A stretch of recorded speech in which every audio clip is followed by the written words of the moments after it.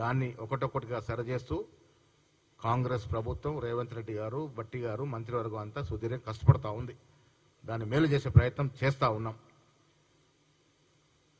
చాలా విషయాల్లో 10 ఏళ్ళుగా వారు చెయ్యని మోసం అంటూ లేదు. అందుకే కవిత మొన్న అన్నట్టుంది బీఆర్ఎస్ పట్లంతా దయ్యాలున్నాయని. బీఆర్ఎస్ పట్ల దయ్యాలుంటే కాంగ్రెస్ పట్ల దేవతలు ఉన్నారు. అందుకే సువర్ణ యుగం లాంటి పాలన నడుస్తూ ఉంది. ప్రజల కష్టాల్ని, ప్రజల బాగోగులను చూసే ప్రభుత్వం వచ్చింది కాబట్టి ఇవాళ వ్యవసాయదారులు కానీ, రైతు కూలీలు కానీ, ఎస్సీ, ఎస్టీ, బీసీ మైనారిటీలు కానీ, ఉద్యోగస్తులు కానీ, నిరుద్యోగులు కానీ అందరూ కూడా సంతృప్తిగా ఉన్నటువంటి ప్రభుత్వం అది నడుస్తూ ఉంది. ఇలా రోజు పత్రికలో ఉండాలని ఏదో మాట్లాడుతూ ఉన్నారు. హరీష్ రావు ఏదో మాట్లాడతాడు, కేటీఆర్ ఏదో మాట్లాడతాడు, కవిత ఉనికోసం ఆవిడేదో మాట్లాడుతూ ఉంది. మేము చాలా సందర్భాల్లో చెప్పాము. నిన్న ముఖ్యమంత్రి గారు సాక్ష్యంగా చెప్పారు, మీ 10 ఏళ్ల పాలన, మీ 10 ఏళ్ళు చేసిన అభివృద్ధి సంక్షేమం, మా 18 ఏళ్ల పాలన అభివృద్ధి సంక్షేమం మీద చర్చకు ఎక్కడికంటే అక్కడ సిద్ధము. అది రారు. సోషల్ మీడియాలో ఉన్నది లేనట్టుగా, లేనున్నట్టుగా అబద్ధ ప్రచారం. నేను రాష్ట్ర ప్రజలకి మీ ద్వారా విజ్ఞప్తి చేస్తా ఉన్నా, సోషల్ మీడియాలో వచ్చేది అంతా కూడా వాస్తవం కాదు. అభూత కల్పనతో సోషల్ మీడియా నడుపుతా ఉన్నారు. దయచేసి అర్థం చేసుకోండి. చాలా మంది తెలియని వాళ్ళు ఫోన్లో రాగానే వాస్తవం అనుకుంటారు. 60% అబద్ధాలతో కూడుకున్న సోషల్ మీడియాని అసలు నమ్మొద్దు. వాస్తవాలు తెలుసుకోవాల్సిన విజ్ఞప్తి చేస్తూ, నిన్న జరిగిన సమావేశంలో చాలా కీలకమైన నిర్ణయాలు వచ్చే ఎన్నికల గురించి కానీ, పార్టీ నిర్మాణం, నిన్న ఉపాధ్యక్షులు, ప్రధాన కార్యదర్శితో కూడా మీటింగ్ జరిగింది. అందరూ కష్టపడి పనిచేయాలని. ఇవాళ రేపటి నుంచి వారు క్షేత్రస్థాయిలో పోతా ఉన్నారు. ఈ నెల 4న ఖర్గే గారు హైదరాబాద్కు వస్తూ ఉన్నారు. వారితో పిఎస్ సమావేశం ఉంటుంది, ఎగ్జిక్యూటివ్ సమావేశం ఉంటుంది. సాయంత్రం మా గ్రామ కమిటీ అధ్యక్షులు, మండల కమిటీ అధ్యక్షుని వారు ఉద్దేశించి ప్రసంగిస్తారు. ఆ కార్యక్రమం ఉంటుంది. ఆ కార్యక్రమ నిర్మాణం కొరకు మా ఉపాధ్యక్షులు, ప్రధాన కార్యదర్శులు రేపు మార్నింగ్ నుండి వారికి అలాట్ చేసినటువంటి పార్లమెంట్లో, అసెంబ్లీ నియోజకవర్గాల్లో పోయి పనిచేస్తారు. దీనికి తోడు నిన్న ముఖ్యమంత్రి గారు, ఉప ముఖ్యమంత్రి గారు ఈ రాష్ట్రంలో జరుగుతున్న అభివృద్ధి సంక్షేమం గురించి అటు పిఎస్సిలోను, మా పార్టీలో అత్యున్నత బాడీ అయినటువంటి పొలిటికల్ అఫైర్స్ కమిటీలో వివరించడం జరిగింది. వైస్ ప్రెసిడెంట్ జనరల్ సెక్రటరీ కూడా వివరించడం జరిగింది. అన్ని కార్యక్రమాలు కూడా సజావుగా జరుగుతూ ఉన్నాయి. ఇది గోల్డెన్ పాలన ఈ రాష్ట్రంలో కాంగ్రెస్ ఆధ్వర్యంలో జరుగుతూ ఉంది.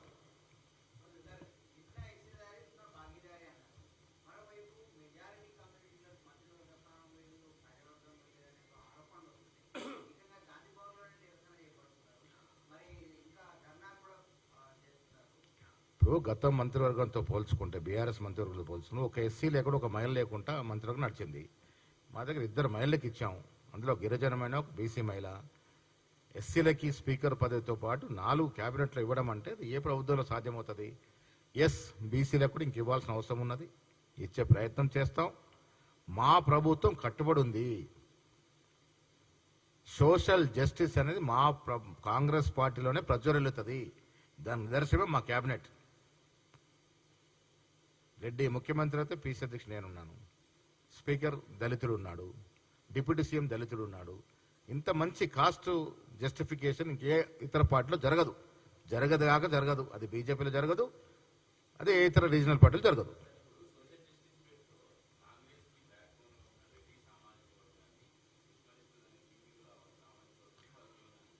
ఈ రాష్ట్ర అధినేత ఎవరున్నారు? ఈ రాష్ట్రాన్ని నడుపుతున్న అధినేత ఎవరు? ముఖ్యమంత్రితో పాటు ఇచ్చినారు, ఇంకా ఇవ్వాలనే డిమాండ్ ఉంది. ఎస్, రెడ్డి సామాజిక వర్గానికి కూడా న్యాయం చేయాలనే తపనలో ఏఐసిసి ఉంది. ఇంకా 3 బెర్తులు ఉన్నాయి.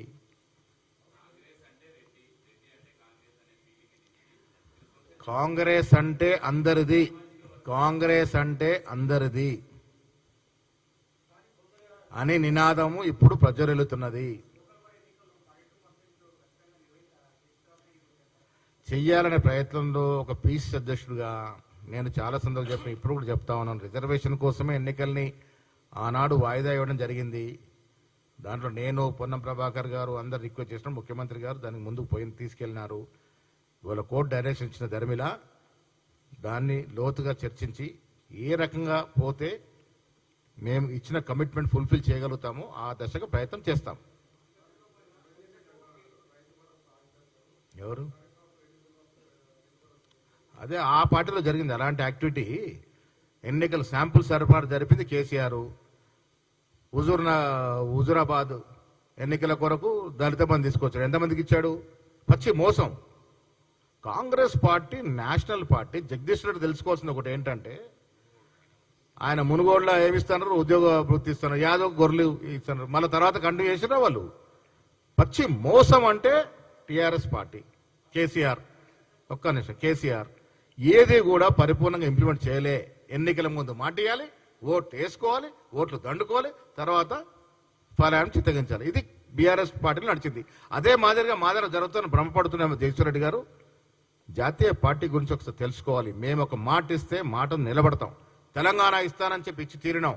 6 గ్యారెంటీలు ఇస్తామని చెప్పి ఇలా ఇస్తా ఉన్నాము. నీలాగా ఎన్నికలకు కోసం స్టంట్లు వేసేటట్టు అలవాట్లు, ఫీట్లు వేసే అలవాట్లు మాకు లేవు.